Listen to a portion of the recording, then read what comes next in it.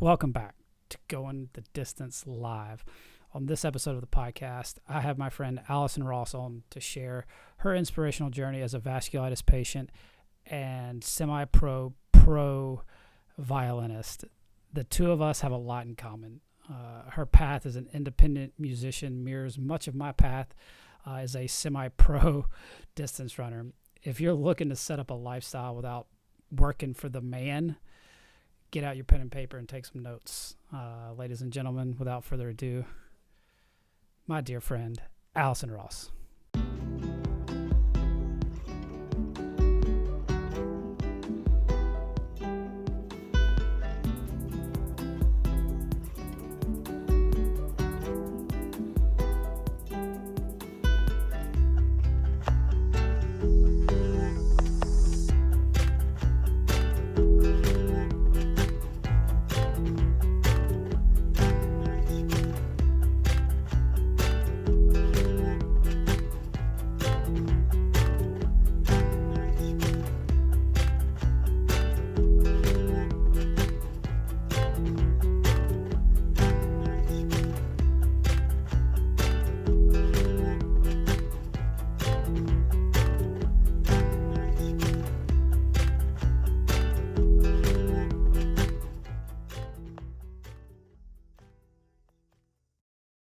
Was actually kind of the person that encouraged me to get on Facebook and just start talking.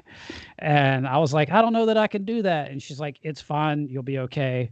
And so Going the Distance Live was actually started because of a little nudge from Allison here. Yeah, little did we know the monster I was creating at the time, but here we are. Oh yeah, just a media mecca over here. Just rolling in all the dough from this podcast, let me tell you. So never going to have to work again in my life. I can just sit in my computer chair. Right. So I do what I can. So to give everybody a little bit of, I guess, context of mine and Allison's friendship, relationship, whatever word you want to insert. We haven't been socially distancing ourselves in recent weeks. We've actually been communicating a lot. But no, I met Allison at the VF Symposium in 2017. She's kind of part of the core group of friends that I've had that have been vasculitis patients that have been extremely vital to my mental health. And, since then, and I've talked about it kind of ad nauseum, so I won't go into it here. But since then, having her and Kate, who I had on the first episode of Going the Distance, and Ben, it's given us all, I think, at least from the perception of it, it's given us all good sounding boards. We're all kind of, except for Ben, he's a little bit younger. We're all kind of roughly in the same age group. And we're slowly aging out of young adulthood and into actual real adults, which is terrifying. So having Allison is kind of a pillar of that. Allison also is a vasculitis patient, if I didn't allude to that correctly earlier, but she's a vasculitis patient, and she also is somebody else that lives, I think, a very similar lifestyle to me. So as far as how she's kind of built her life in young adulthood to be able to work and kind of deal with this disease, but still kind of chase a dream and do some really cool things. So I guess the easiest thing for everybody, or not easiest thing, but to just give some context, I guess, Allison, tell everybody kind of just a brief synopsis or a long synopsis. It's on you really, how much you want how to talk about of your health and, kind of when you got diagnosed and a little bit of what that process was like for you and maybe some of your initial thoughts. And all right. Yeah. It's hard when people say brief synopsis because you're like, okay, so I'm in my early 30s. Which brief version do you want? You want the 5, the 10, or the 30? Yeah, exactly. Like how is it brief when I've been dealing with this I did the math the other day. I've just reached the point where I've been dealing with this for exactly half my life. So you're talking about how it's terrifying, how we're all getting old and aging out. It's like I was 17 when I was diagnosed. I mean, so this has now been half my life. It's not just like, oh yeah, a few years ago I got this diagnosis. It's like, this is my life now and is always going to be. But so if I can go back that far, oh man, I'm going to try to sum this up so quick. I'm going to try to go so quick. No, you don't. You don't have to go quick unless you just want to go quick. I don't know. I mean, do you have 4 hours? No, but so I was 16. I'm currently unemployed, so you're right. Right. Dumb question, right? I think we all have 4 hours. We got like 4 months at this point. Yeah. I think people are gonna be searching for content too. So, yeah. right.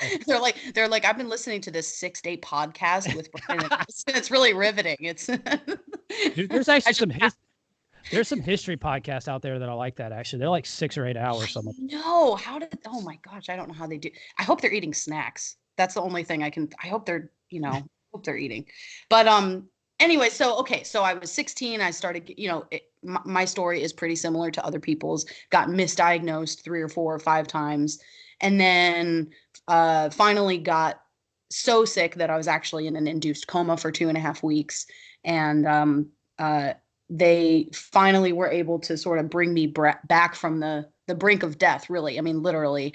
And with very careful treatments and monitoring, 5 months later, I got the diagnosis of GPA, which at the time they were still calling Wegener's granulomatosis. And that was my junior year of high school. So junior, senior year, and going through college, I mean, things were very, I don't want to say unstable, because it was very much under control. I was being seen at the Cleveland Clinic, where that's actually one of the hotbeds of vasculitis care and research. I mean, so they absolutely knew what they were doing and took great care of me. But it was unstable in the sense of, we don't know if this is going to come back. We don't know how this is going to affect the rest of your life. I mean, so you have to just tread carefully, make sure you're doing the labs every month, and here's some meds. Okay, those didn't work. Let's try these other meds. So that went on until 2013. I mean, so this was, I think if I'm getting math right, it was about 8 years before I actually reached remission. Okay. So I mean, that took me all the way through from my junior year of high school to like my late 20s. It was that long before I was really stable. And now I've been in remission for 7 years, so that's cool. Yeah, so almost half your your vasculitis in life now has been. Yeah, exactly. Yeah, so a quarter of my life I've been in remission. Yeah. So. Yeah. So I just learned this last week. Actually, Kate told me this, and I feel like an idiot, and I feel like I have to say it again, because it's like when you learn something new, you just want to tell everybody you learned something new. Oh no. What did you learn? So do you know about Dr. Fauci? Are you about to drop a bomb that he like has vasculitis or something? No, he doesn't have vasculitis. Kate told me this last week. He developed the Cytoxan prednisone combo for rheumatoid stuff. Oh my goodness, I did not know that. Yeah, well, Kate said it like I was like everybody knew it, and I was like, because she had like the way she sucks up that information. Yeah. Which is incredible, because my memory's crap. But like I was like, oh my gosh, I had no idea. Yeah, so I was already like obviously a fan of this guy right now, because he's seemingly the only person trying to save all of us. Right. But I was like, are you serious? So like this dude is like literally the reason that I'm alive, because he was the catalyst that put that all together, that like the Cytoxan prednisone combo could put like rheumatic stuff into remission. I did not know that, but that combo is what I was immediately slapped with after the diagnosis. Yeah. So they said, okay, Cytoxan and prednisone, here we go. So wow, I guess I have him to thank for that too. I did not know. Yeah.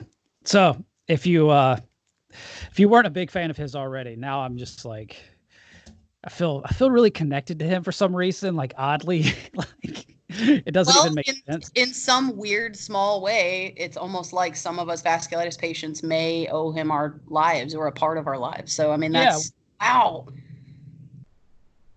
That's pretty cool. Yeah. So I've been like everybody. I've probably told 30 people in the last week. And I haven't seen anybody but my girlfriend in person. So you're like, hey, if you learn nothing else from me, Brandon Hudgens, I can at least be the conveyor of this information. Please humor me. Like, yes. I'm joking, of course. You do a lot for a lot of people. I almost feel like a vegan right now that's like holding their breath, waiting to tell you that they're vegan. And like, sorry. By the way, I do CrossFit. Like, by the way, I do CrossFit, and and I also run. So, I've just been like holding my breath, waiting to have these Wait, do conversations. you? I didn't know that about you. Are you a runner? I've been known to Kidding. dabble. Kidding. Yeah, right. So, Occasionally. Yeah, I mean, that's the meds combo that was initially foisted upon me, and it was, horrible, as we all know. It was the whole thing. It was the hair fell out. It was the everything that comes along with the prednisone, as vasculitis patients know. But the horrible thing is that was supposed to either, yeah, I mean, it was supposed to either kick me into maybe not remission. It was way too early to say that, but it was supposed to help, and we got to the end of that treatment, and it came back, and it was just like, because for me, I should clarify, for me, the red flag, the most alarming symptom, is the coughing up blood. So if I have the hemoptysis, if I have the pulmonary hemorrhage, that's the immediate sign of, hey, you need to contact your doctor. And that's different for everybody, but that's just my personal red flag, literally. So that was the thing, is I started coughing up the blood again, and it was like, man, okay, so all of that treatment and it didn't do anything. And, I was alive, but that was about it. And, so we went through. I was alive, but that was alive, about it. But that's all. Can I have more? Yeah. Yeah. But so I mean, this is the part. What more do you want? A life? Like, I mean, quality of life, is that too crazy? Yeah. So the thing that I always like to tell people, and it's this like weird way of vasculitis bragging, is that I have been on every medication there is out there. So if you're have you tried methotrexate? Have you done, it's like when you're in college and people are like, have you tried LSD? Like, well, no, but let me tell you, I've been on methotrexate and Imurin and this kind of steroid and that kind of steroid. And yeah, so it's like a weird way of, when it actually has helped, because most of the work I do with the Vasculitis Foundation, or have been doing, is someone will reach out and say, hey, there's this teenager that was just diagnosed. Can you get in contact with them and see if they need anything? And the first thing the parents always ask is, well, we're on this medication. Do you know anything about that? I'm like, oh yeah, I know lots about that. So it's actually been really great, because I can kind of relate to anyone on any path, because I'm like, yeah, I was on that med too. It didn't work for me, but I was on it. Like, I know what it means to have to shove a needle in your belly to get that was the methotrexate. So fortunately, everything since then has been pills. Have been taking orally, so that's nice. Yeah. But anyway, so I digress. But the point is, it was a long journey. It has been a long journey, and I like to say that after 8 years of trying to reach remission, now that I am in remission, I'd like at least that long to enjoy it. So I'm kind of reaching that point now, and I don't want to say I'm waiting for the other shoe to drop, but that's always what it feels like, right? I mean, you can attest to that. That's always what it feels like. Yeah, we all kind of live with that, cloud kind of behind us, and you're kind of always looking over your shoulder. Is like, is that a thunderstorm, or is that like a hurricane that's coming? Right. It's just like, or is it not, or am I imagining it and it's nothing? Yeah. Did or is it just and it's nothing? Yeah. And it's this constant juggling act between like trying to live your life, trying to, be quote unquote, I hate using the word normal, but like live a normal kind of life where you don't have that cloud over your head every single day. Right. But we all have our triggers for it too, which is, I think, always kind of interesting. Because I think for most of us, it's probably the thing that we have more in common than even how the disease goes. Because like, you took forever to get in remission. There's some patients that can never achieve remission. Right. And, I actually got to remission, within like a year the first time, roughly. So, but then I've gone up and down. And then there's time. Yeah, that's the catch, right? Yeah. And so it every time it's weird. So every time you almost always feel like I've never run into anybody else too that seems to the story seems to have matched mine or matched my progression. And everybody's is just so different. It's weird. Yeah, totally. But I do think the mental side of dealing with all of it is probably the thing that we can all relate to a little bit better. Especially when you're diagnosed roughly around the same age range. You know, I was a little bit later, Ben was a little bit later, you and Kate were a little bit earlier, but like all of us had to deal with it in college at some point, which is always Yeah. a fascinating experiment. And I don't know really how well you handled it, but I know I made some really dumb. I graduated college. I mean, that's how I know that I handled it all right. You know, what happened before that point, it is what it is. But hey, I got that degree, you know, Yeah. and I hadn't yet achieved remission, but I made it through college and established an adult lifestyle. That's all you can ask when there's that much upheaval in your life. So Yeah, so that's like how we all navigate those waters, because like I think one thing that we all have in common, like me, you, Ben, and Kate, is like we all do a lot of outreach work with patients, and heck, half the time it's more so with patients' parents, especially when they get diagnosed young, because the kids aren't really, for the most part, really wanting to be engaged in it, and I can't really blame them. I know it took me a long time to want to be engaged, but you know, the parents are the ones that are often contacting us, asking us the questions because their kid won't answer questions, or they're scared, or yeah, they don't really yeah, know what's going on. that's usually the case, I would say. Not even some of the time. I mean, that's the majority of times is the mom will say, you know, hey, I've got all of his charts and I've been keeping these lists and I've been doing all this research, and meanwhile, you know, my son just wants to get back to the baseball team or whatever it is. I mean, they want nothing to do with it, which is understandable, and that's where I was too. So I get it. I was 23 or 24 before I kind of took control of my own health and what was going on, and started to kind of admit to people that's what I had. So I think before that it was a kind of denial. You know, maybe you had the same thing. I don't know, but teenagers, that's huge. Yeah, how old were you when you met another patient for the Oh first time? man. So I went to the Long Beach Symposium, which would have been, that was way back. I want to say that was 2010. I'm pretty sure that was 2010, the VF Symposium in Long Beach, California. And at Why that can't we go time, back there, please? I know, right? Yeah, California, please.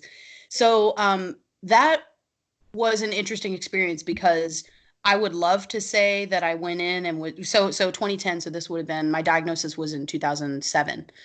Okay. No, is that right? No, no, no, no. Wait a minute. I'm getting the dates mixed up. 2005 was my diagnosis. Yeah. And Okay. then 2010, I went to the symposium. And I would love to tell you that I walked in and was just immediately surrounded by warmth and understanding and compassion. And it's nothing against the people that were there. It's that they were all in their 50s and 60s and 70s. So as a 22-year-old, which I think I was at the time, you know, I walked in and I'm surrounded by these old people. So And you're not like, what the hell? Like, yeah, and it was a reality check. And again, it was nothing against the way the event was organized or anybody that was there. It was just I was young and they were old, and there's that rift there. And that moment, that experience is what has stayed with me the entire time that I've worked with the foundation and tried to be an ambassador and talk to people. I remember that moment of being like, there is no one here like me. There's no one here my age. And so that's why you and me and Kate and Ben, we work so hard to try to create this young adult group, is so that they're not alone and they don't have that experience that I had. So the symposium was great. I had a fantastic time. I learned a lot. You know, my mom was furiously taking notes. She came with me, and so it was not a bad experience. It was just a reality check of, wow, this is really not a young person's disease, or it wasn't at the time. We didn't think so. yeah, I mean, it's still not really. And if you know, I guess look at It's the not supposed to be, distribution. not typically. Yeah, which is weird because you know, kind of, I don't know, hit something in my brain. It's like, what the heck did I like? I couldn't have at least waited until I was old to get this. Like, Yeah. Yeah. It catapults you into thinking like you're in your 50s when you're 20 something or a teenager. So, yeah, and so it's yeah, that was it's a fun experience. yeah. Well, I think that's, luckily, I think that had kind of flipped by the time like 2017 rolled around, and I had gotten Oh involved with yeah. stuff because I I told Kate this last week, like I was super scared going to the first one, but not like scared, not like I was pretty nervous about like not because like I hadn't really met any other patients. I had met like one other person in like face to face.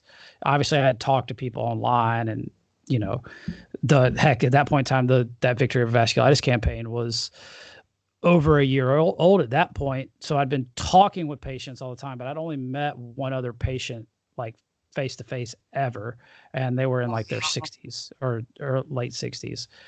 And so like going there and knowing that what all was going to go on, like I was pretty nervous of like how what I was talking about was going to be received face to face with people. And I don't normally get that way. Like even when I've been forced to give like little speeches or talks or whatever, like I don't normally get nervous about that stuff, but like I was pretty nervous just kind of like about like being around that group of people, because honestly in the back of my head, like I had kind of already started putting the pieces of the puzzle together of like, this is an older crowd. Like I'm going to be like the outsider here. Oh yeah. Yeah, that's how it happens a lot of times. I will give you credit though. I think I don't remember when it was I found this out, but when I realized that 2017 was your first symposium and you hadn't done a lot before that, and then all of a sudden to be doing all of these things you're doing, like bam, you're an ambassador for the VF, like bam, you're working with young adults, you're doing this, you put out a book, you know, all the stuff that you did, and then the podcast, and then the Going the Distance Live, and the Facebook, you know, outreach. I mean, all of these things you're doing happened so quickly after that point. I mean, that's a huge turnaround. So good for you for being like, something needs to change. I need to do something. Here I go. I'm going to do it. I mean, that's, well, I'm a little egotistical. I still give you a lot of credit for that. You mean don't undersell yourself? Or... No, don't undersell yourself. It's huge. It's huge. Yeah, well, like, and I've said this before, I think a couple of times, of like when I started all of that, like I was kind of naive at like what I was doing, and I had this idea of like, oh, I want to be this giant flag bearer, like I want to be the person that stands up and brings this conversation about this disease to the, you know, to the masses, and use my platform as an athlete. Because I don't know if you've heard or not, but I run. Oh my gosh, you're an athlete! I had no idea.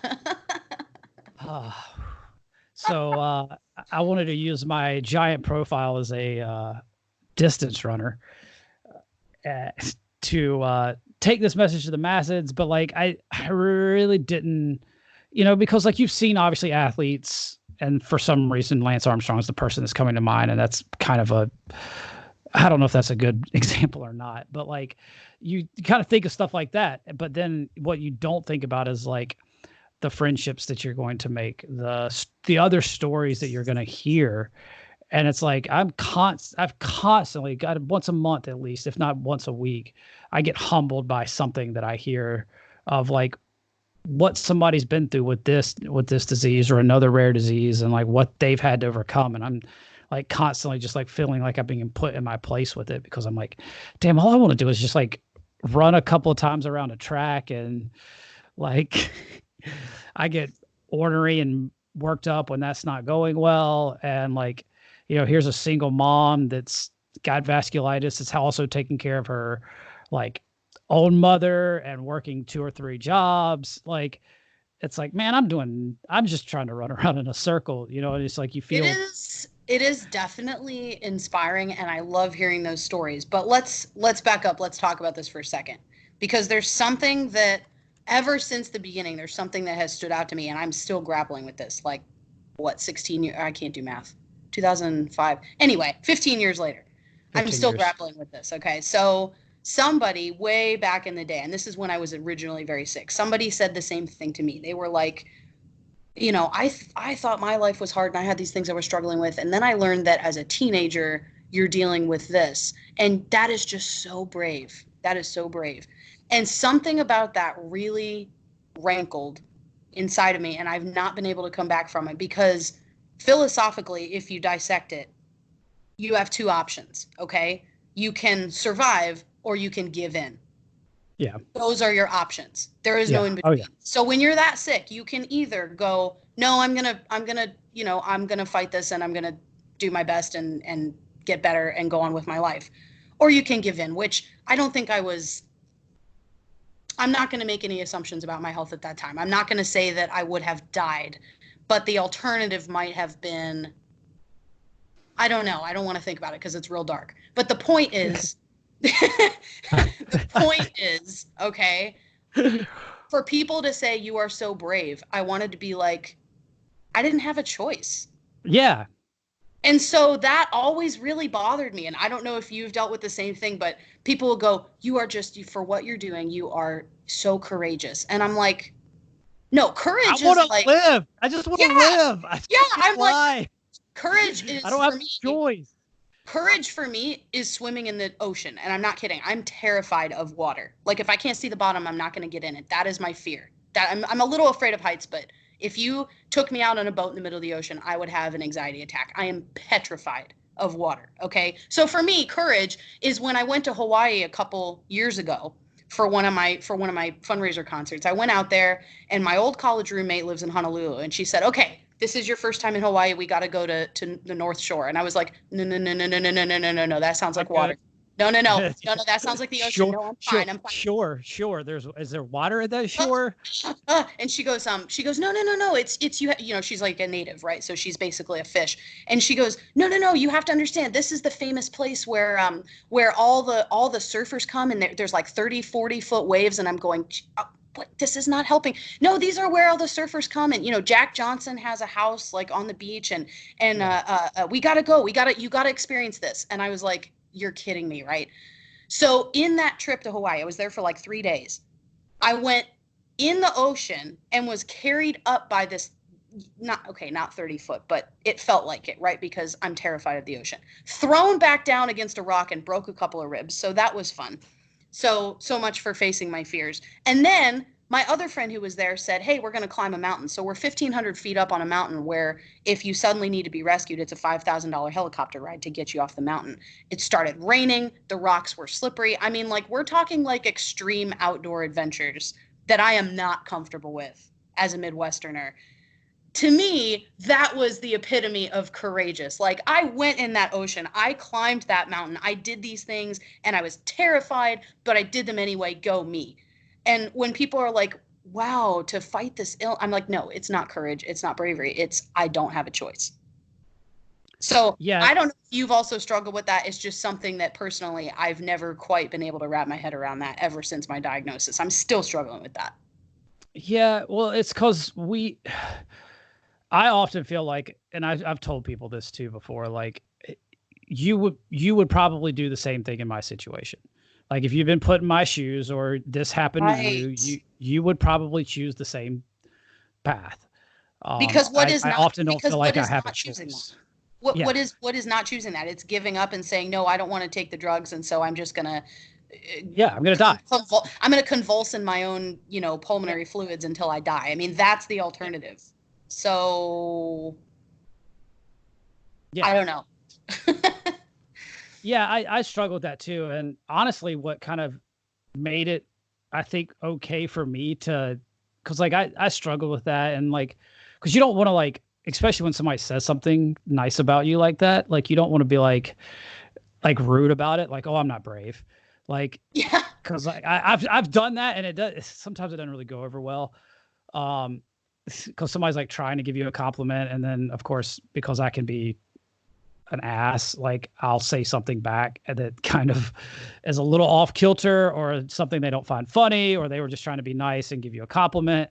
Or it can also come off as false modesty. Like no, it's not, it's just what I had to do. And there's like there's a glowing halo above you. Like, look at this person and how modest, it's like, no, there are two choices. You can go on or you can die. Those are your choices. It's not bravery. It's reality. Yeah. And it's just, what really brought it home for me was, I don't know if you ever watched House at all. Oh yeah. Great show.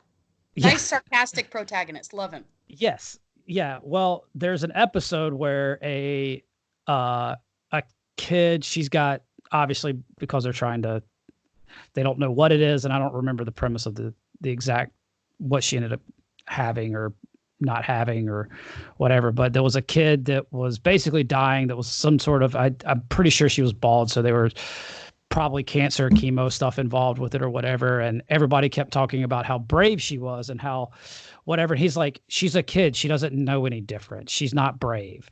And that like enraging people in the TV show.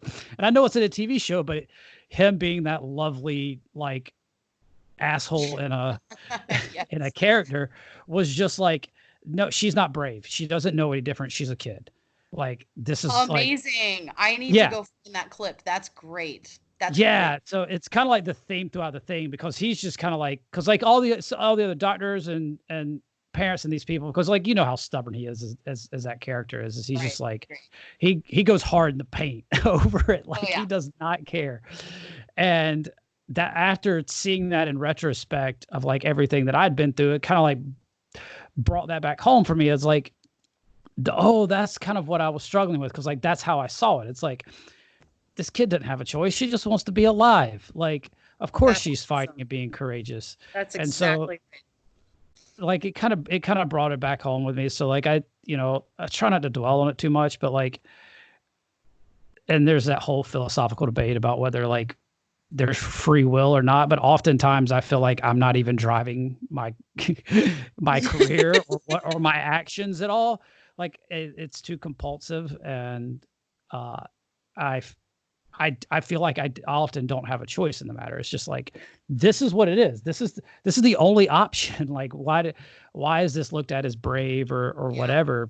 I feel so. That. Yeah, I think that, like, and you bring up a good point too. That at the very beginning you said something about, and this is what I'm excited to talk to you about actually, because I think you and I specifically have an interesting viewpoint in that we're essentially freelancers, right? So yeah.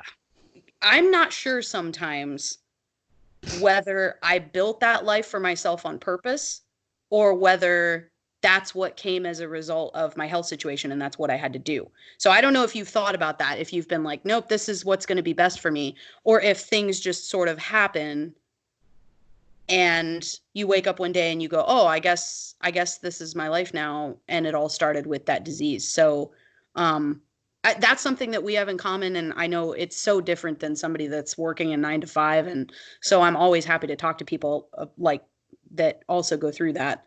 I don't know. Do you have thoughts on that? I mean, do you feel as though you set up your life this way so that you could live with your illness as an adult, or is it that it just sort of happened?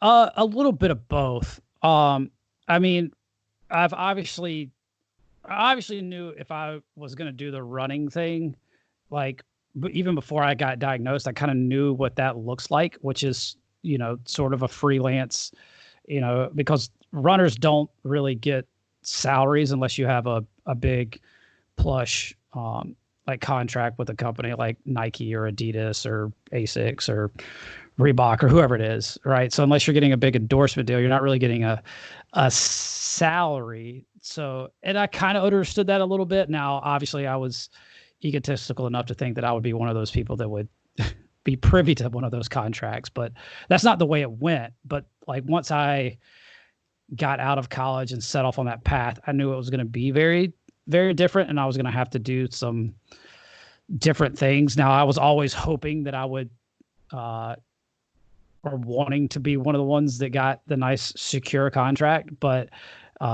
after a while, I kind of gave up on that ever happening because of just everything. But so then you start trying to set yourself up, and especially after I got really sick again in 2017, and my health was just sideways, and I had worked some jobs that I hated just so I could keep running. And I just kind of was like, you know what? I don't ever want to go back to that, because part of me also thinks that played a part in me getting sick again, because I think a lot of mine is tied to my mental health. And I think I just kind of started trying to set up this lifestyle of like, all right, how can I, if stuff goes sideways with my health, or as we see now, if stuff goes sideways with the job market or with the world, economy, with our opportunities. Economy, like how can I still keep my head above water, right? Yeah. And I've never been somebody that's been great at 9 to 5s. I don't do great with bosses. I don't do great being told what to do. Oh my gosh, that is me in a nutshell. That's like most self-employed people, right? That's how we are. Yeah. I don't, I like the freedom. I like my days. I love routines. Don't get me wrong, but like the routine of like having to punch a clock here and there has never been something that really no thank you with my brain.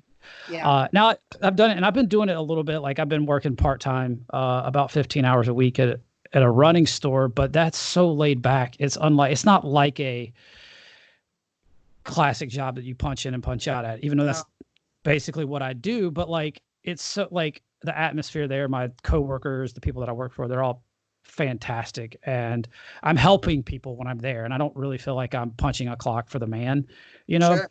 Even though I definitely probably am. But like, people are coming in, and it's I kind of get not to quite the same satisfaction level, but like probably 60% of the people that come in our running store don't even exercise or run. Wow. So you're helping along like the newbies. Yeah. Well, not even the newbies.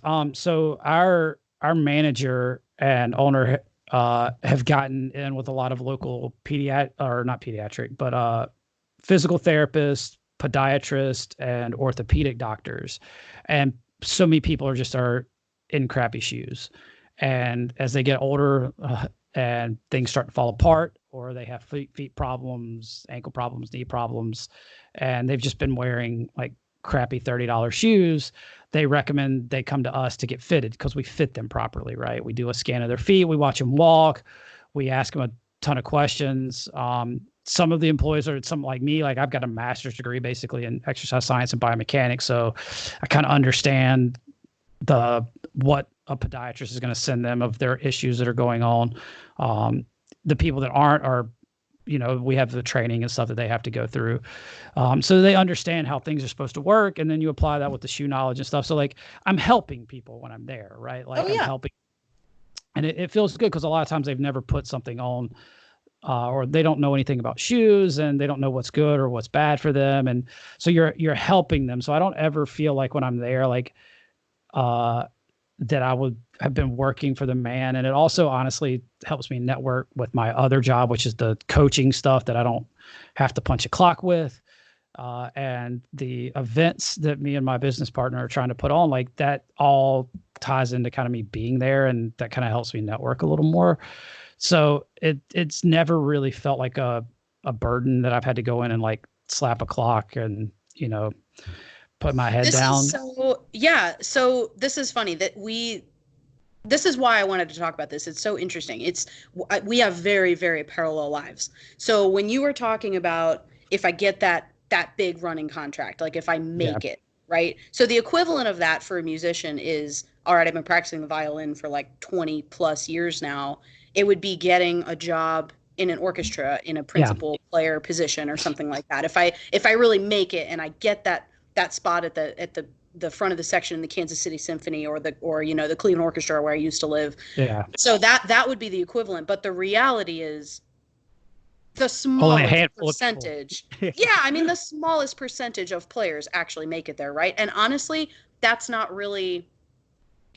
exactly my lifestyle anyway. There's all kinds of politics and I don't mean politics. What I mean is there's logistical things that have to fall into place for you to get a position like that, and it doesn't really suit me.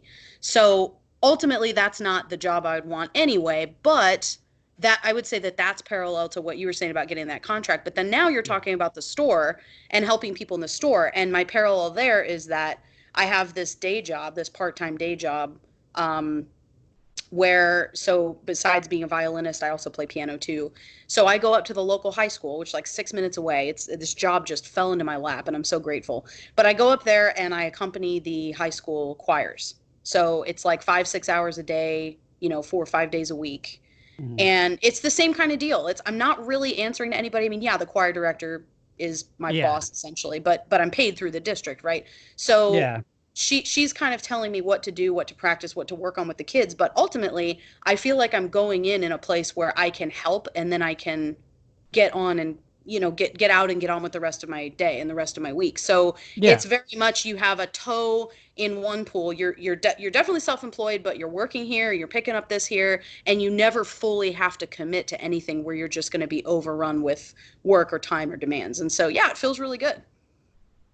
Yeah, and it does, like, because like, yeah, there is some like a bit of oversight, like, at your job, like helping with that choir and being like, it's not your show, you're not running it, Right. but at the same time that you don't have the stress of having to run that, and it's Yeah. not even something you would really want to do, Oh, yeah. and you don't want to get tangled up in. Yeah, I go in, I work hourly, I write in my hours on the time card and I leave. So I Yeah. love the job, and when I'm there, I really do throw myself into it. I mean, I really love what I do.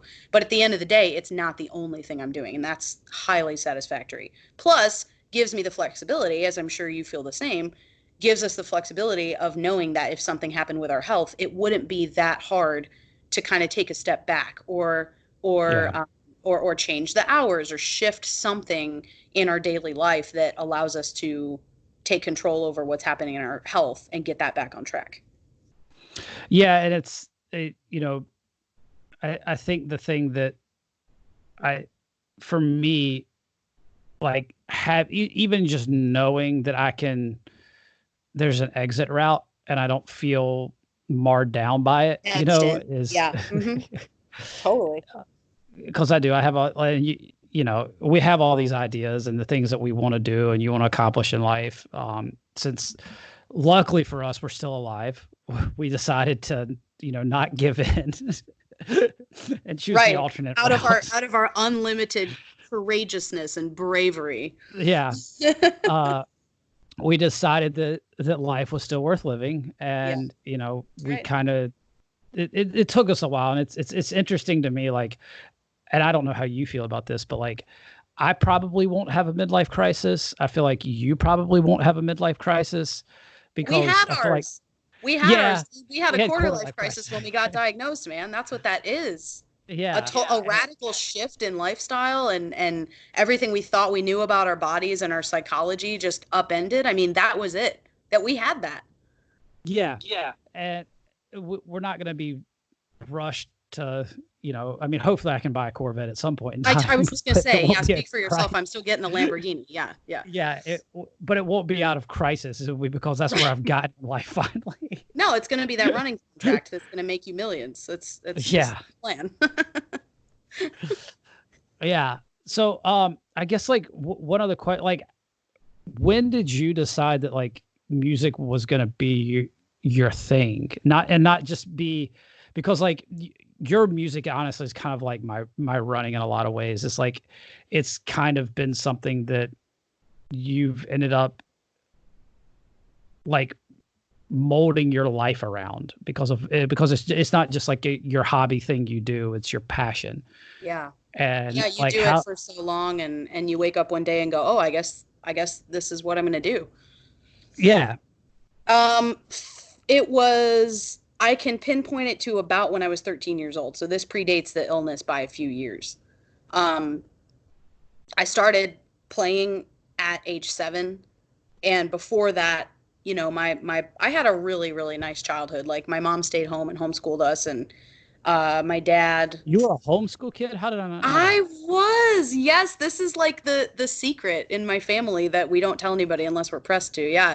So we're like, Millions are gonna hear it now. I know, now my secret's out. But like, so yeah, I was a K through 12 homeschool kid. I never set foot. In fact, talking about the choir job a minute ago, I can tell you this: I did not ride on a school bus until I was 31 years old. What? I know. Well, I didn't ride the bus to school. I think we did a couple times, but that was more like out of us wanting to go ride the bus, because like some of our friends did. But no, my mom took us everywhere. But that's okay. I rode on there for but it wouldn't have been crazy for you to say that yeah. I mean, so yeah, I first rode the bus on a choir field trip last fall with the kids at my job. So the choir director and me, are riding in the front, and then the kids are all in the back. And I was kind of looking around in the bus like, I don't think I've ever been in one of these before. And so it was another reality check of like, oh my gosh, I am that kid. I am that homeschool kid. But so anyway, so I had a really, really good childhood. My parents took really good care of us. I have like very few complaints about my upbringing. I don't have any crazy stories of of anything. I mean, I had a really idyllic childhood. So the part of my life that was difficult came later, of course, with the disease and everything. But at that point, I was equipped to handle it because I had such a strong foundation of who I was, and that my family and my friends were trustworthy people and cared about me and that kind of thing. So let me gather my thoughts here a second. Yeah, so I started playing when I was 7, violin at 7 and piano at 8. And after a few years, it became apparent that, I had good training and I hated practicing. To this day, I hate practicing. That's always something that's been a struggle, but it's different for everybody. Personally, it's hard for me to find the motivation to practice, but I have to do it. But after a few years, it was like, hey, this is something I can really do. And so we kind of, my parents were great. They worked to find me better and better training, and invested the money and the time and the guidance to kind of put me on a track where I could eventually get to conservatory. And it was about 13, 14 years old. I went, yeah, I think that's what I'm going to do. So it wasn't clear that when I graduate from music school, this is the career I'm going to have. But it was pretty obvious that music is what I was going to do for a living. So, I mean, I am lucky in that sense. I mean, some people go their whole lives and still haven't found what they want to be when they grow up, Oh, yeah. That said, I will say this, and this is not a secret. I mean, I've talked to many people about this. I think that I'm only going to be a musician for about another probably 10 years. And then there's other things in my life that I want to do. I like writing. I like economics and history. I mean, maybe I'll go back to school and become a professor or something like that. I don't know. There's other things I like doing besides music. So it's a passion, but it's one passion, And I think the life that I've built for myself and the career and work I've built for myself will allow me to make that transition if and when I want it to happen. So on the one hand, yeah, it's great that I was young enough to know what I wanted to do early in life. On the other hand, I'm now in my early 30s and am sort of looking elsewhere, So it's kind of flip-flopped from a lot of people. Yeah, it's going to take a hard left turn at some point. Yeah, no, I really think that. And people are like, well, it's such a shame because you're, whatever, insert here, you're so talented or you've built this. It's like, well, yeah, but I mean, that's not all I want out of life. There's other things that I'm really interested in that I want to do. So why can't I do them all? So. Exactly. Why can't I do them all? We want to do all the things. But yeah, one more thing real quick, and this is brief. I was just going to say, one of the things I want to do is write a book, and you're my inspiration for that. Because I'm serious. I'm not any kind of just saying this because it's your podcast or anything like that. You and my cousin put out a book of poetry that was so cool. So you and my cousin had your books come out kind of within the same span of a few months. And I went, oh, I could do that.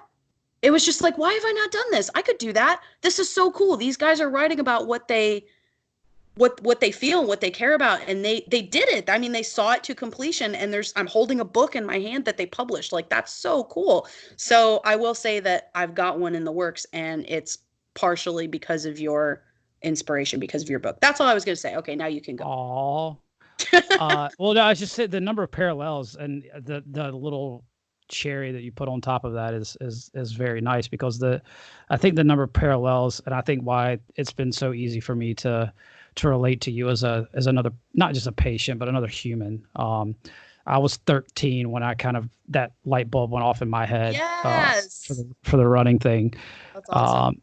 Yeah, like I still cause and I think it's those formidable years, and for some of us, whether it's people that follow sport or follow music, or whether something they see drives them to be a doctor, or I don't know why somebody would see something at 13 that wants them to be a lawyer, but whatever it is, a fireman, these idealistic kind of like pie in the sky careers or jobs. There's something about those formidable years, 11, 12, 13, 14, that something clicks and you see something and it's like, it becomes like what you think is cool too. Like for me, it was like, I watched on TV, a guy that was a high school senior at the time named Alan Webb break the 4-minute mile in high school, which had been done, but he broke the national record. And he did it at this big meet on TV. And I still remember sitting at the beach watching that meet live on TV. And I was just like, I thought it was the coolest thing ever. And like seeing him there at Hayward Field, which is fast forward 15 years later, and I would get to run the Olympic trials in that same stadium. Nice. But yeah, well, it's like kind of the mecca of track and field. It's like there's meets there every year. The Olympic trials are almost always there, and so it's like a pretty big deal stadium. It's kind of like running's equivalent of Madison Square Garden. So like to get to go there and compete there is a huge deal the first time you go. And so like I saw that thing and that's kind of like since then it's kind of what I've been chasing. And my brain of like what I thought was cool, what I wanted to do. It obviously hasn't really looked anything like I would have imagined at 13, but yeah, because it's just like there's these, idealistic things that you're looking at and, you think it's going to be one way and obviously, and this is the same thing with yourself. It's like long before this disease comes in and just completely like train wrecks your life. But even if I hadn't had that and still kept running, more than likely it would not have looked like that. But that's beside the point. And then like at the end, like you were saying here, there's all these other cool things you want to do. And you feel like your music career has kind of a finite lifespan on it. Like I can't run forever. Like my body's going to break at some point in time. It's already hard enough at 33. There's stuff that I can't get away with.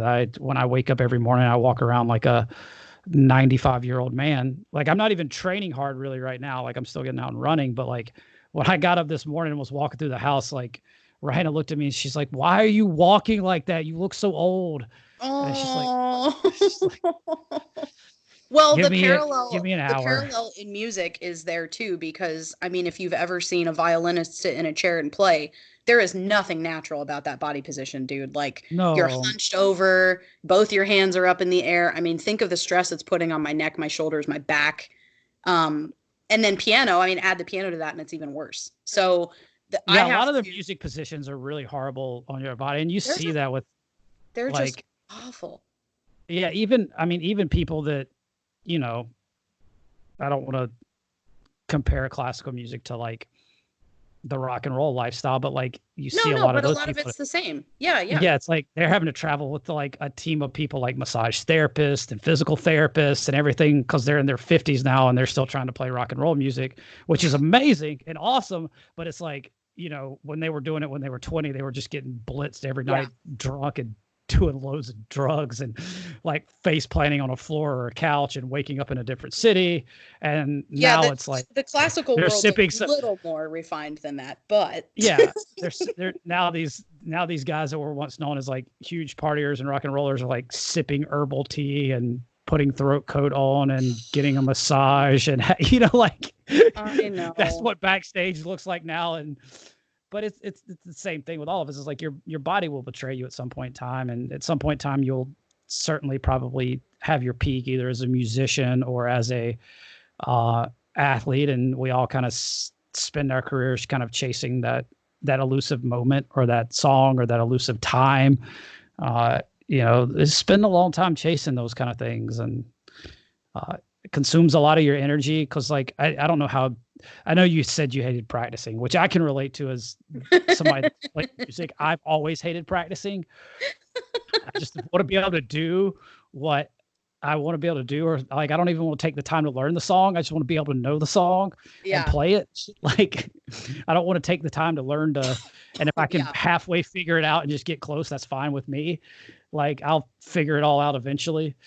So I can certainly relate to that a lot. And I think that's why I like having you as a friend has been somebody it's been awesome because I've seen these parallels of somebody else that's setting up a life that I'm like, okay, so I'm not so crazy. Because sometimes I No, legitimately think I'm crazy with what I'm trying to do and accomplish. And no. Man, I love preaching the gospel of being self-employed and taking control of your life and your career. It's and my favorite thing to do is tell people that you if you want to do something, just do it.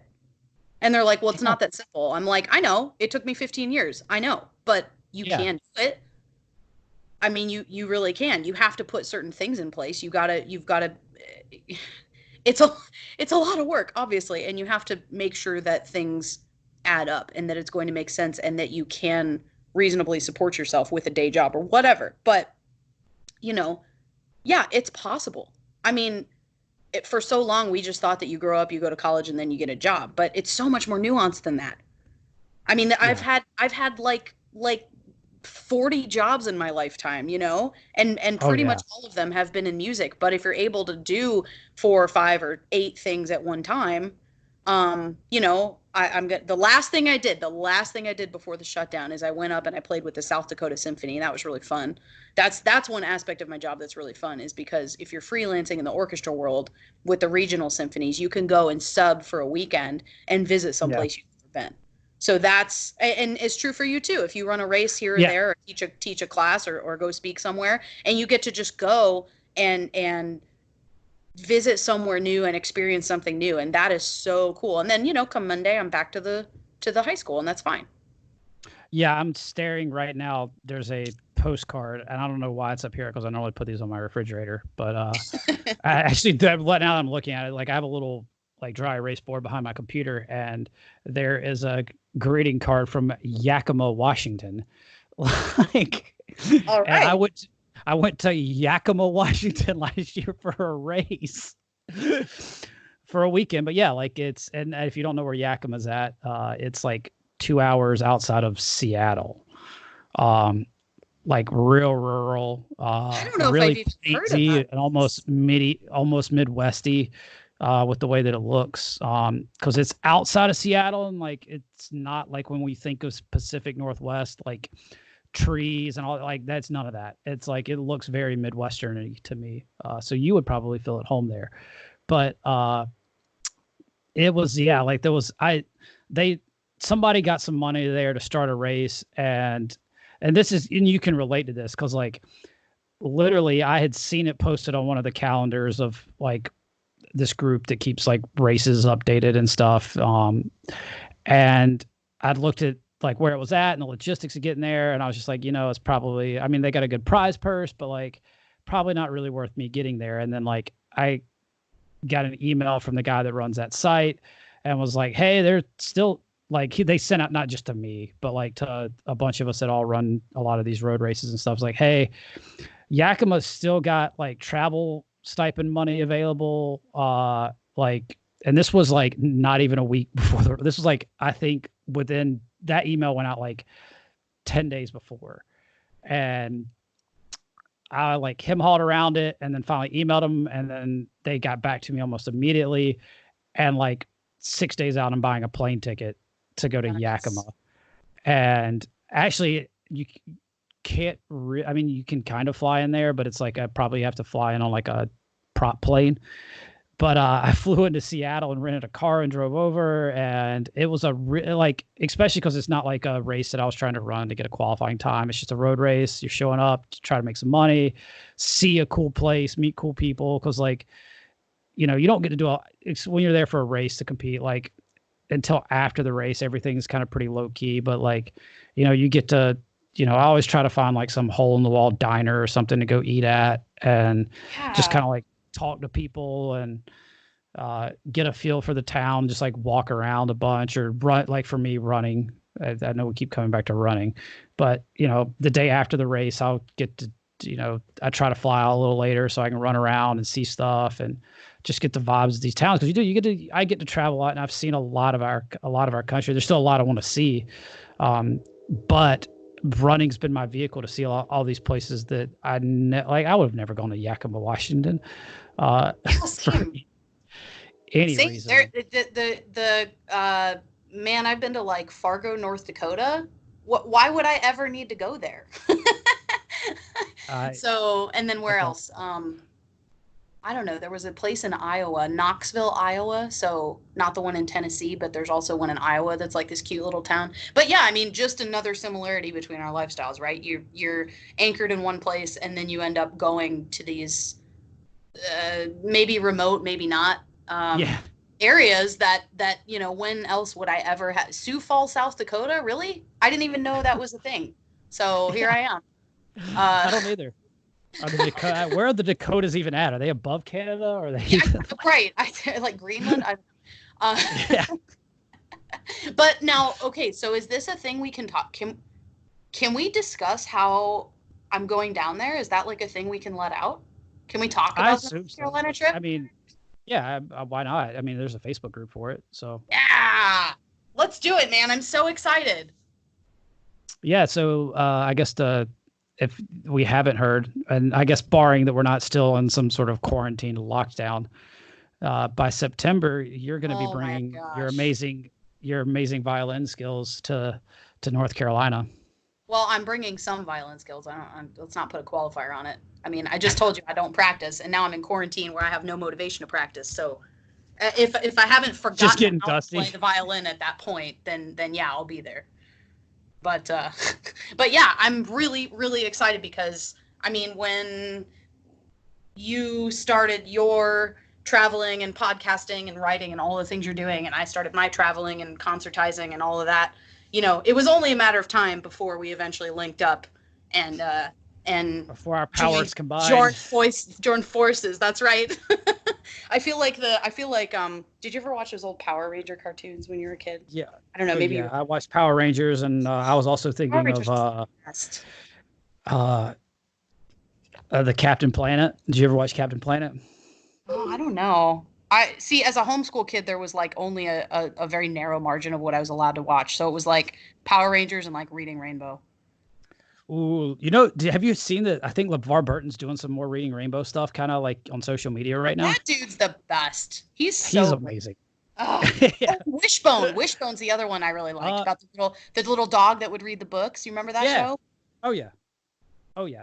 Yeah. Oh, I wasn't homeschooled, but I come from a fairly conservative family, and like I wasn't allowed to watch The Simpsons or stuff like that. I oh was barely no. allowed to watch Ninja Turtles, There was which what was it full man, I'm gonna mess it up.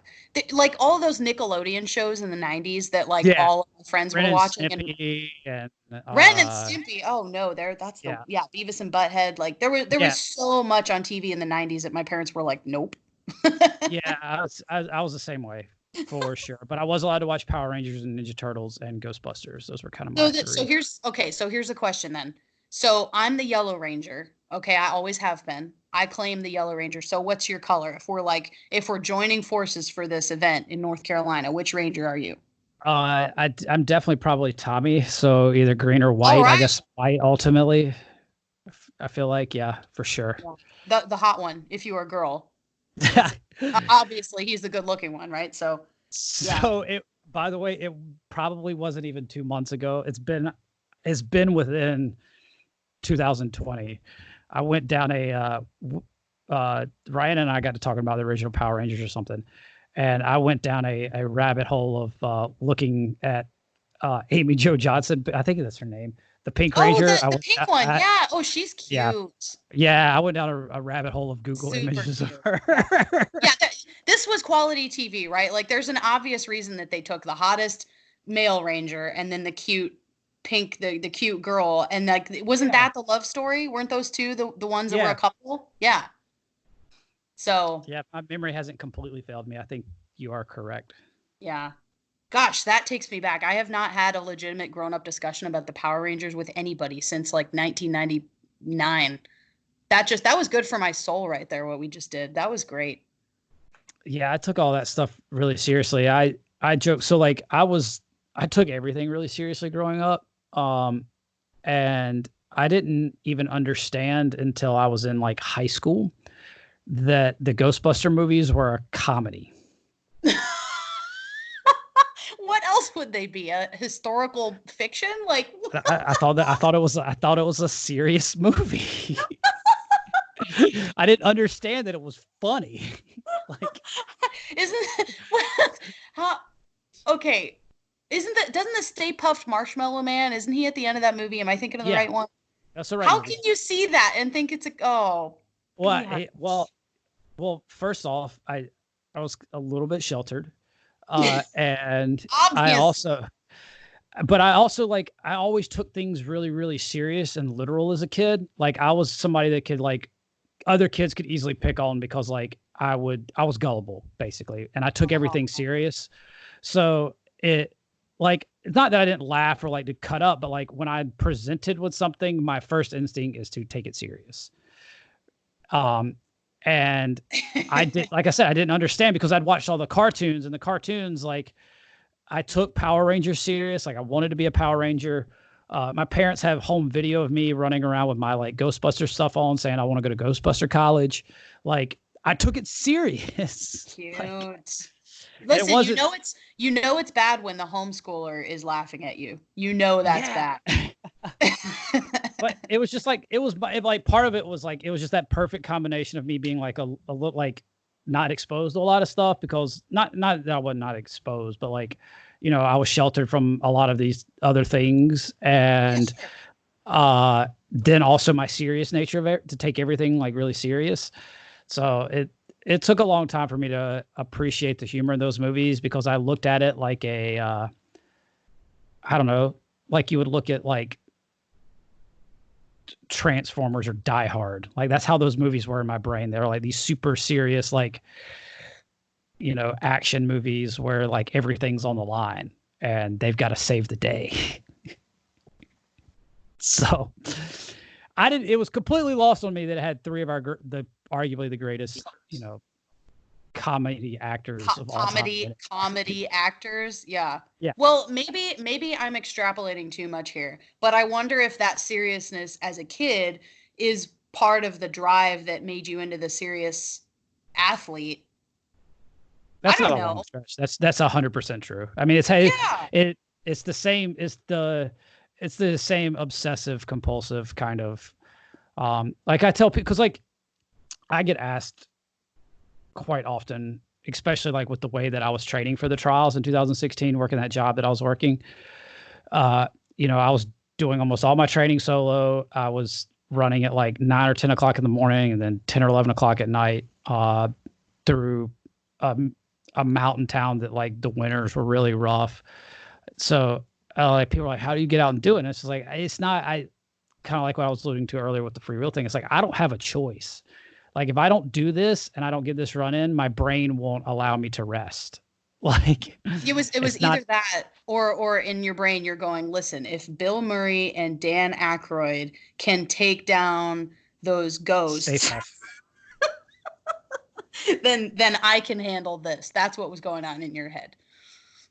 Yeah, well, you know, if you want to bring it full circle, Harold Ramis had vasculitis. I know. So we're still waiting, and I know this is a thing in our community right now. We're still kind of waiting on that one celebrity that's a combination of well-known enough that people will take notice. I mean, not that Harold Ramis wasn't, but also somebody who will cop to it and who actually publicly speak on it. And so there's him, and then I mean, there's actually lots of celebrities that are coming clean about their autoimmune diagnoses. Like Selena Gomez had the kidney transplant for lupus, right? Yeah, lupus, I think. And then Lady Gaga, like I don't know if you watch. I'm not a big TV. I just don't watch a lot of TV. Despite we were just talking about the shows before we started recording. Yeah, we spent 20 minutes talking about Ozarks before we started recording. So good. PSA, go watch Ozark, greatest show. But yeah, so I don't watch a lot of TV, but the one that I did see was the Lady Gaga documentary a couple of years ago, maybe. And she got like really up close and personal with, I think it's fibromyalgia that she struggles with. And so she would go on stage and do this amazing big show, and then she'd go back and need to take an ice bath and have like acupuncture and crazy stuff just to get her body to go back to normal. So not vasculitis, but in the family of diseases, and somebody who's famous enough that we can sort of relate and go, look, you know, we're not the only ones. And then Nick Cannon has something. I think also lupus. But yeah, we're still waiting on that person. We're still waiting on that magical celebrity who's going to get diagnosed and just go, okay, it's now my life's mission to be, like Pour Michael J. millions of Fox is dollars to into this. Parkinson's. Yeah. Oh yeah, that's So, the one that my dad's recently been diagnosed with Parkinson's, and when I say recently, it's been like 2 years now. But I, in trying to learn more so I can be a good child support or system. support. Yeah. I've signed up for a lot of stuff, and it's just like the stuff that they're able to do, the causes that they're able to just constantly be pushing for. It's just like, I mean, and I know this is talked about a lot in our community, but because it is so rare, but like Parkinson's is like super rare, but like it's because of him, it's been able to get a little bit more of a foothold in it. Oh yeah. And It feels a little less rare now that somebody's advocating for it. yeah, exactly. And it's like, yeah, we kind of have been waiting for that. I guess you and I had illusions of grandeur that was probably going to be us. Right. Yeah. But oh man, wow! So many comments just went through my head, but I'm going to refrain from all of them. But yeah, say all of it. Just say it. You can just go ahead and say all of them. No, or at least one of them. We want to be we want to be the force, the celebrity force that's going to, and in some ways within our vasculitis community, our rare disease community, we have been able to do a little bit of that.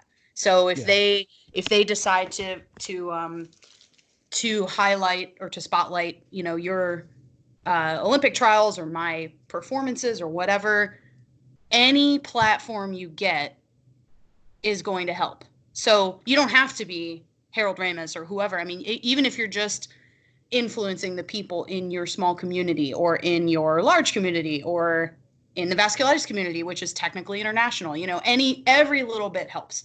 There are people, this is crazy. I have to tell you this. This just occurred to me.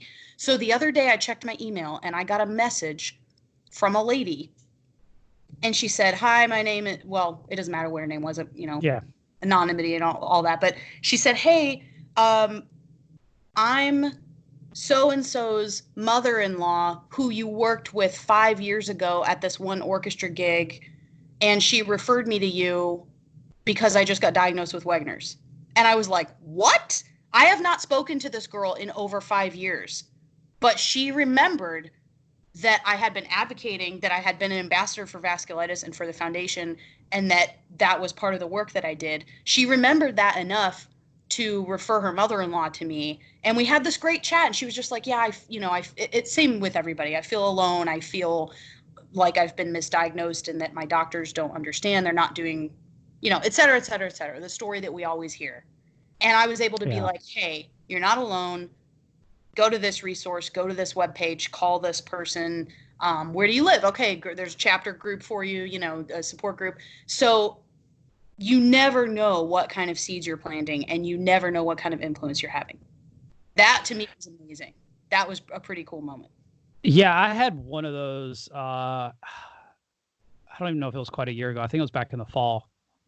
But it kind of finally came full circle for me like that too, where a couple of people have since been diagnosed that knew about my story, and immediately were like able to get some sort of bearing on it because they had it interacted with me. And one of them was like, in 2011, I got an opportunity to go out to Boulder, Colorado for like 6 weeks, I think it was. That's such a good place. Yeah, and train for 6 weeks with some friends of friends. Long story, but we ended up joining a gym out there for those 6 weeks when we were there, and I just struck up conversation with the guy that was like one of the weightlifting coaches there, because it wasn't like a Gold's Gym, Planet Fitness kind of place. It was like a US weightlifting kind of like place that was like more for kind of like CrossFitters and like more serious people. But they had the like what we were looking for to work out with. And So we joined it, and I just struck up conversation with the guy, and we ended up kind of staying loosely connected via social media and stuff. And actually, because he started working with us, he ended up getting the opportunity to work with some other runners and then other pros out there in Boulder, because Boulder is kind of a hot spot for distance runners to go for altitude camp or live or whatever. So he actually kind of ended up sideways, like late in his weightlifting coach career, got drugged sideways into the running world. And literally fast forward, because like I was 2011, and then like around Christmas time, I guess it's been over a year, because it was around Christmas time a year ago that he got diagnosed with GPA. And like the day he got diagnosed, he like sent me a message. He was like, "Guess what happened to me today?" And I was like, "What?" He's like, I got diagnosed with this. And he's like, I immediately thought of you. And like I said, like we had stayed loosely in contact with each other. Like, you know, a couple times a year we would like exchange messages or something, or I would see him post something and I'd ask him like a strength and conditioning question. And because he's super smart. And yeah, it's kind of like, it kind of came full circle for me. I was like, okay, here's somebody that's whole trajectory as a patient is going to be different, because they already know somebody. Yeah, and it's a weird bittersweet moment too, because on the one hand, you're beaming and you go, "Hey, welcome to the club," and then you're like, "Wait, this isn't a good thing." Yeah. I mean, yeah. I mean, I'm glad that you what is it that Ed at the VF, he has this phrase he always likes to say. It's sorry that you wait, let me get it right. We're sorry that you had to find us, but we're so glad you did, or something like that. Yeah, like if you like, right. if you have to have this, at least you found the right people or in the right spot. Yeah, because it's always too, because like you like you said, people reach out to you, and it's kind of that. It's kind of like, "Hey, I'm Tiffany. I live in, you know, middle of nowhere, Washington. Idaho." Yeah, Yakima, Washington. And I found out about you through this website or this page, and was just, and it's like, or I just got diagnosed, or this is my story. And it's like, you kind of like your instant reaction is like, "Oh, well, like, welcome to the club." But that's like not really the right thing to say. Yeah. And like, I always, wait. You're like, it's not the most fun club in the world, but we like the people that are in it. Yeah. And so most of them, most of them, yeah. They are still people at the end of the day. Yeah. Well, we got to save that for off the broadcast. Well, I think that's just to keep bringing it back. Like, I think another thing that like we both is somebody, we're both people. Yeah. But we also both hate people. Like, it's such a weird thing to. I've never heard anybody put it that way, but it's so true. It's true. So we had like a Christmas party at the running store, and they did one of those things where you had to like put a random or fun fact about you, and everybody tried to, like, somebody would draw it and then everybody tried to guess who it was. And on mine, I put, I hate people. That's is a little known fact about me. So, and nobody got it right. So I obviously keep it hidden well. There you go. Yeah. Like, I don't know. The more time goes on, the more I get frustrated with people. I'm definitely sorry. I'm on my like third snack since we've been talking. I hope that's cool. There's no rules here. The only rule is there are no rules. Right. This is quarantine. You know, like, I really, really, really like people. I like all people, most people. But 10 years ago, I would have said I like all people. Now I'm saying I like some people, most people. But when you're on stage and you have this lifestyle of, not only do I have to get the people to the concert and get the butts in the chairs, but then I have to actually connect with them on a level that they want to come back, or that they want to donate money, or whatever my goal is for that particular performance. So, I mean, yeah, you have to be a people person. You have to put yourself out there. And for what you do, I mean, you're trying to sell a book. You're trying to work. And, we're trying to make these lifestyles for ourselves. If you were punching the clock at a 9 to 5, it wouldn't matter who likes you and who you like. But for us, we got to make that a little extra effort to make sure that we're kind of getting along with everybody and drawing people into our circles and, you know, getting the donations raised and whatever it takes. So that's really funny. Yeah, That people who don't like people. I'll remember that. yeah, or people. We can get that tattooed. People that don't like people. I'm gonna get that in some nice Sanskrit, you know, on my ribs. Yeah. So it'll show off when I wear my bikini tops. Right. And then somebody asks you what it means, and you go, "Oh, it's like peace in Chinese." They won't know the difference.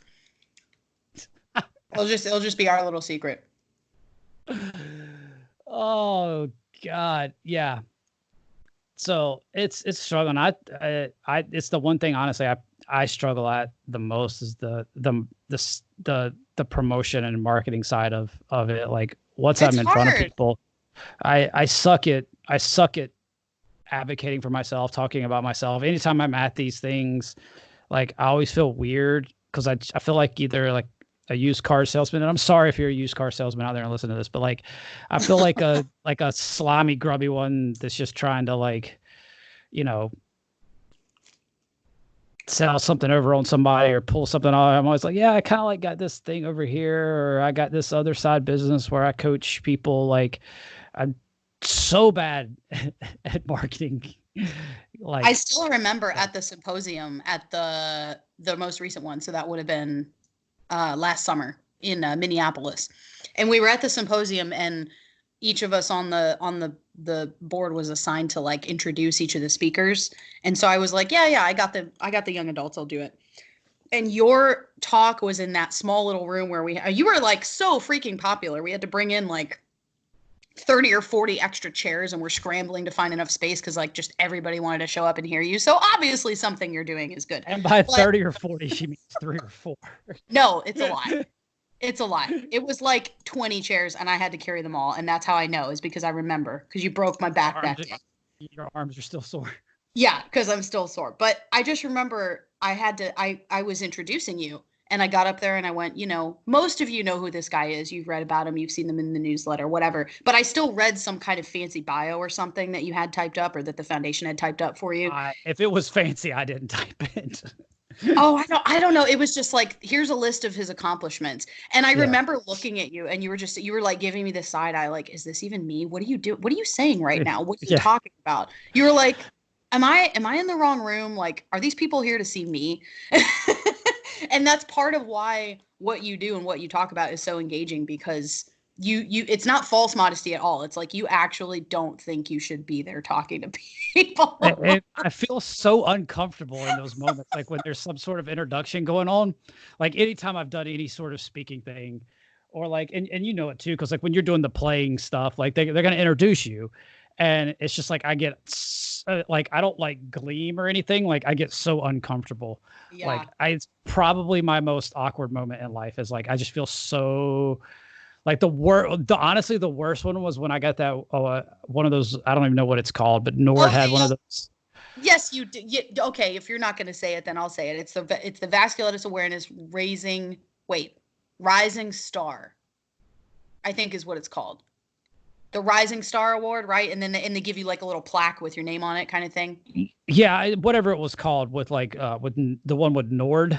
And because that because that wasn't a vasculitis specific one, that was some other thing. But yeah, it's a crystal clear little statue that sits on a shelf that I can't even read it, so and gets dusty. Yeah, right.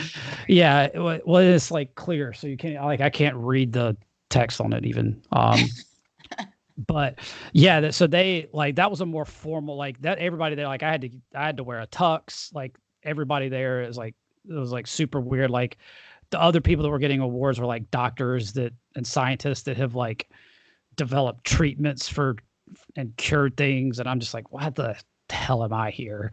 Like, yeah. But you have to remember, and my doctor helped put this into perspective for me. You have to remember that the reason they work so hard and spend all their time doing research and putting in all this time and interest in their knowledge and pooling it, the reason they do it is for people like us, so that, you know, so that I can travel and go play concerts everywhere, and so that you can run and go and talk to people and inspire people. So I felt the same way for a long time. And then my doctor was like, you know that you're the reason that we do this, right? And I was just like, oh, but it's true. It's true. They're doing it for us so that we can enjoy our lives and a better quality of life than we had when we were on medication, you know, or worse. Yeah, definitely. Or yeah. But yeah, it's always like so there was a real formal introduction thing that they did there of like all the stuff that I had done. And I got so uneasy. I can only Like, imagine. I was sweating more there when they were doing my introduction than I did when I stood up and realized I had left my little notes for my speech at the hotel. That's amazing. So I got up there and just word vomited for like 3 minutes and got off stage. But yeah, I was way more uncomfortable, like, with them tied. I don't ever do well with it. I'm gonna play a joke on you someday. Next time I have to introduce you, I'm just gonna make up a bunch of crap, and just like I'm gonna have a fake bio for you, and just have a list of things that you definitely have not done, and just watch how uncomfortable you get, and then make you get up there and talk. Well, you could do that at our event in North Carolina in Charlotte in September. Perfect. God, look at me. I'm gonna be like, that was just self-sabotage right there is what that was. I'm gonna be like, yeah. I know I'm the musical entertainment, but there's somebody you really need to meet. This guy has traveled to the moon 3 times. He's cured vasculitis, and you didn't even hear about it yet. I'm just gonna foist all of this stuff upon you that you definitely did not do. Yeah, my ego would love that. Sorry about all the clinking in the background. I have this 100 and gosh, what are you now? He's almost 110 pounds. I got this puppy, and he's just like, oh, yeah. I had a snack, and he just went after my fork, and now he's after like my glass, and I'm surprised you haven't barked yet. Usually you bark when I do this kind of thing, but he's just kind of staring at me. He's like, why are you home for the 22nd day in a row? Like, what is my reality now? Well, I saw your Snapchat earlier, where that dog ate $27,000 worth of toilet paper.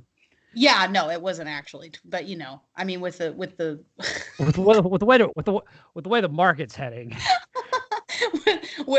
Considering that you go to the store and the toilet paper shelves are empty, you know, to see my dog went in the bathroom and just because normally that's a cat thing, right? They take their claws and they roll the toilet paper thing, but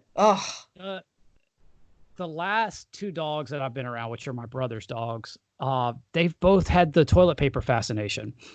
Like whether it was like pulling all of it off the roll and chewing it up and leaving it all over the house, or like if they couldn't get to the roll, it was dragging toilet paper out of like trash cans. Yeah, he does that too. It's weird. When he was a little puppy, so anybody who's listening who's a dog lover will appreciate this story. When he was little, because we brought him home when he was 4 or 5 months old. He was a rescue, and you know we don't know a lot about his background, but he was 4 or 5 months old, so he wasn't super tiny. He was already 65 pounds at that point. But so we brought him home, and his toilet paper, his like anything paper, so Kleenex, you know,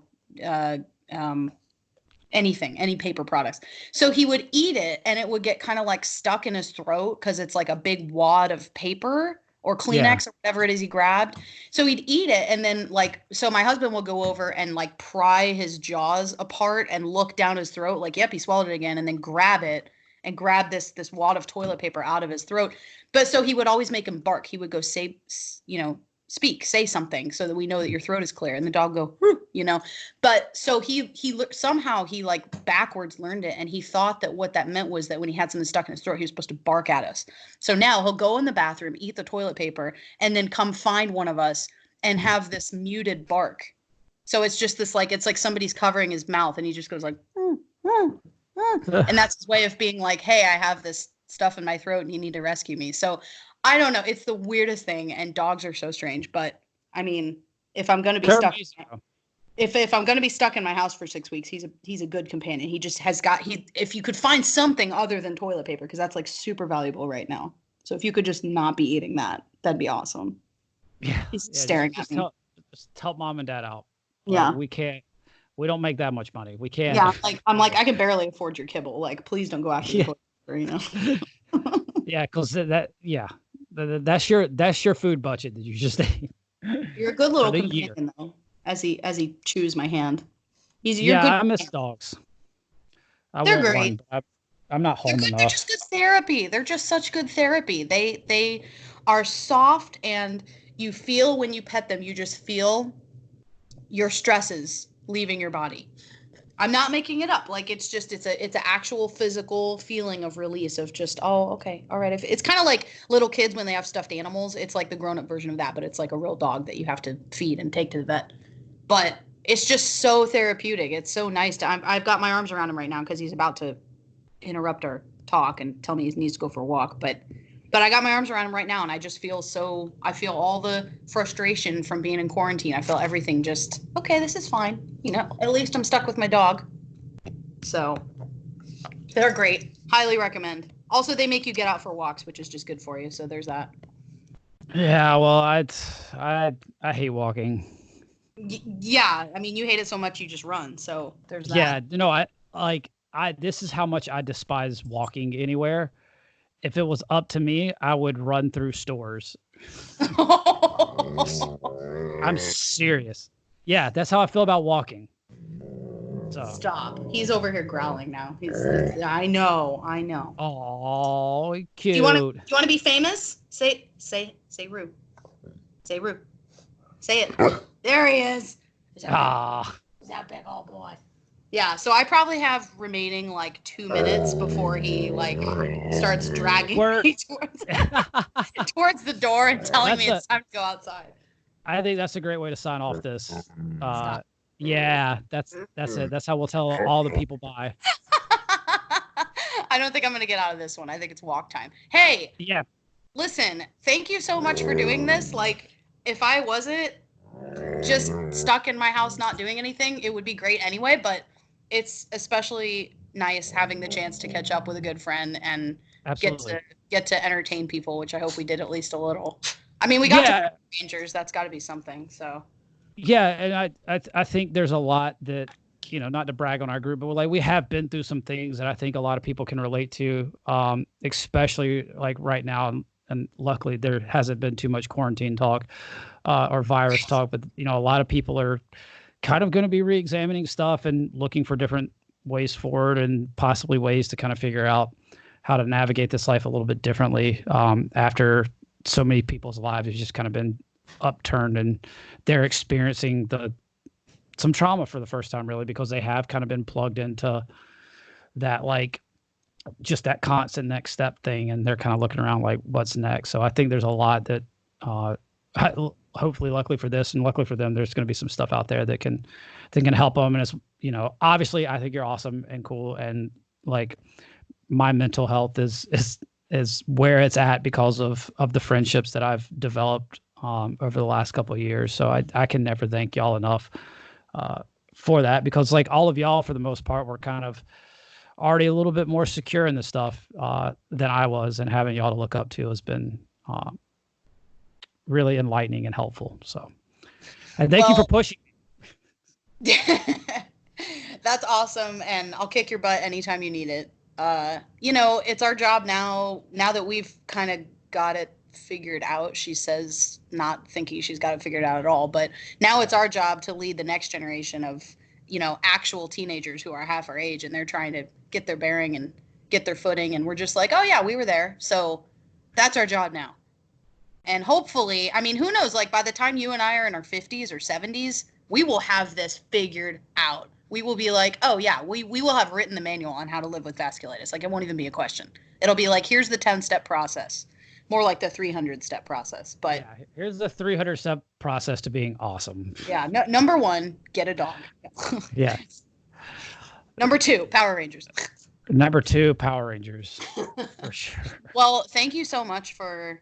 You're welcome. For making the time for this. I'm glad to talk to another human being, honestly. It's been a long, boring quarantine, so we'll get out of this soon enough. You actually have to communicate with your significant other.